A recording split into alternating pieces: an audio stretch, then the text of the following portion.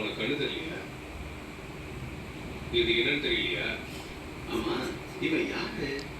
அவன் மாஸ்டர் சிபிஷா. என்ன சிபியா? கிரியேட்டிவிட்டிக்கு பேர் போனான். அவன் என்னதான் பண்றான்னு பார்ப்போம். அவனுக்கு ஒரு வாய்ப்பு கொடுத்து பார்ப்போம். நல்லதான் நடக்க வாய்ப்பு இருக்கு. பேசுறா இவரு உனக்கு கண்ணை பார்க்கும்போது எனக்கு தெரியுது. வாங்க guys, வாங்க நல்லா கலக்கி சும்மா வாயிடுச்சு சும்மாவே வாங்க guys, நல்லா கலக்கி